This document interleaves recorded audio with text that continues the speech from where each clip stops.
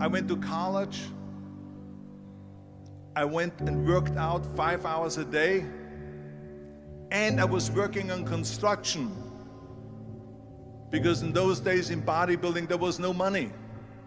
I didn't have the money for food supplements or anything, so I had to go to work. So I worked on construction. I went to college. I worked out in the gym, and at night from 8 o'clock at night to 12 midnight, I went to acting class 4 times a week. So I did all of that. There was not one single minute that I wasted. And this is why I'm standing here today. With the age of 20, I went to London and I won the Mr. Universe contest as the youngest Mr. Universe ever. And it was because I had a goal. You see, if you don't have a vision of where you go, and if you don't have a goal where you go, you drift around and you never end up anywhere. 74% hate their job in America. The majority of people don't like what they're doing because they're really not doing it because they didn't have a goal and they followed this goal. They just aimlessly drift around, and then all of a sudden there's a job opening, so they get that job because you have to work. But then when you work, it's a chore. It's work. It's not fun. So if you think about, only a quarter of the people really enjoy what they're doing in life. So people always ask me, when they saw me in the gym in the pumping iron days, they say, why is it that you're working out so hard? 5 hours a day, 6 hours a day, and you have always a smile on your face. The others are working out just as hard as you do, and they look sour in the face. Why is that? And I told people all the time, I said, because to me, I'm shooting for a goal. In front of me is the Mr. Universe title. So every rep that I do gets me closer to accomplishing that goal, to make this goal, this vision, turn into reality. Every single set that I do, every repetition, every weight that I lift will get me a step closer to turn this goal into reality. So I couldn't wait to do another 500-pound squat. I couldn't wait to do another 500-pound bench press. I couldn't wait to do another 2,000 reps of sit-ups. I couldn't wait for the next exercise. So let me tell you something, visualizing your goal and going after it makes it fun. You got to have a purpose no matter what you do in life. You got to have a purpose. And Muhammad Ali worked his butt off. And I saw it firsthand. And I remember that there was a sports writer that was there in the gym when he was working out and he was doing sit-ups. And they asked him, how many sit-ups do you do? And he said, I don't start counting until it hurts. Now think about that. He doesn't start counting his sit-ups until he feels pain. That's when he starts counting. That is working hard. And so you can't get around the hard work. It doesn't matter who it is. Work your ass off. There is no magic pill. There is no magic out there. You cannot get around. You have to work and work and work. Make sure of this and make sure of that and all that stuff. So it's work. And it drives me crazy when people say that they don't have enough time to go to the gym for 45 minutes a day and work out. Or to do something for 45 minutes to an hour a day to improve. If it is physically improve or if it is mentally to improve. Imagine you read 1 hour a day about history.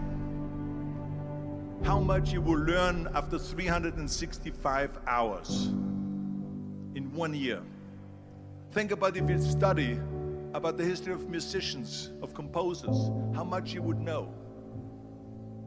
Imagine if you would work on a business, on some business that you want to develop every day for an hour. Imagine how further along you will go and get.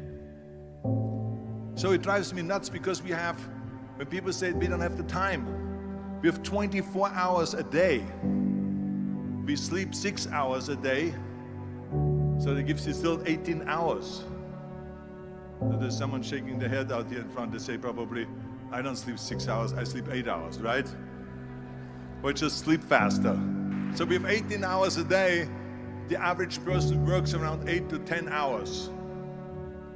So let's assume it's 10 hours, so we have 8 hours left. Then you travel around an hour a day, maybe 2 hours a day. So now you have still 6 hours left. So what do you do with these 6 hours? What do you do with these 6 hours? Then we eat a little bit, then we schmooze a little bit, talk a little bit to people and all that stuff. But you can see how much time there is available if you organize your day. So you got to work hard. I hate plan B. And I tell you why. Because we have so many doubters, as I've said earlier, the no-sayers. We have so many of those people that say no and you can't do it, that's impossible. That is okay because we just turn off, as I said earlier, and we listen and we hear the no being a yes. You can't do it, you can do it, and all of that. So that is possible to do that amongst all the negative people around you. But when you start doubting yourself, that's very dangerous. Because now what you're basically saying is that if my plan doesn't work, I have a fallback plan, I have a plan B. And that means that you start thinking about plan B, and every thought that you put into plan B, you're taking away now that thought and that energy from plan A. And it's very important to understand that we function better if there is no safety net, because plan B becomes a safety net. It says that if I fail, then I fall and I get picked up and I have something else there that will protect me. And that's not good, because people perform better when there's no safety net. People perform better in sports and everything else if you don't have a plan B.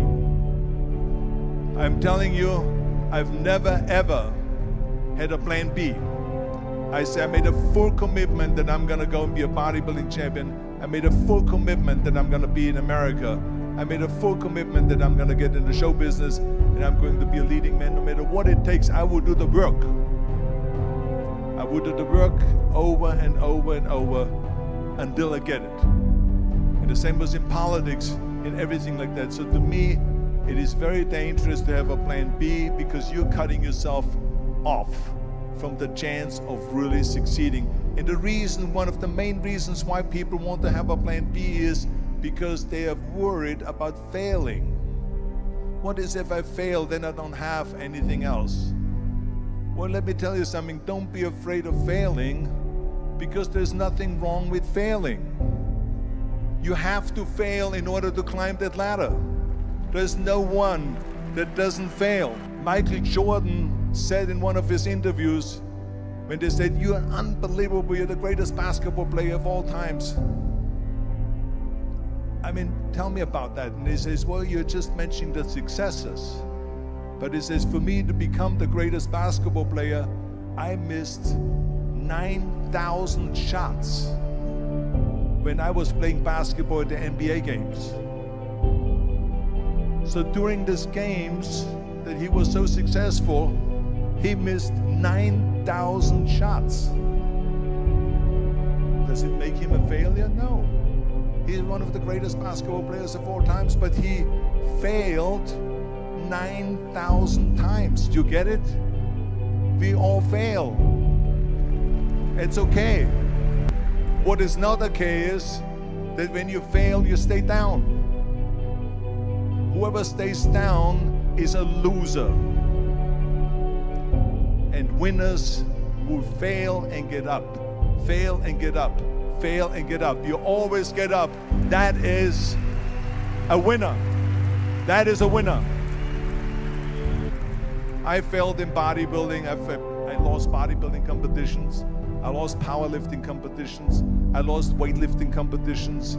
I had movies that went in the toilet and that were terrible and got the worst reviews.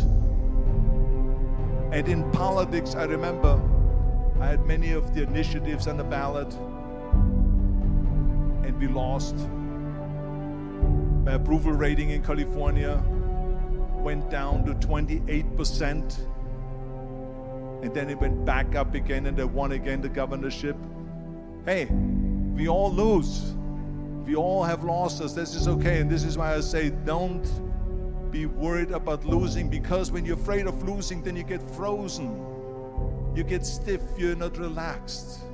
You got to be, in order to perform well in anything, if it's in boxing or if it is on your job or with your thinking, is only happening when you relax. So relax. It's okay to fail. Let's just go all out and give it everything that you got. That's what it is all about. So don't be afraid to fail.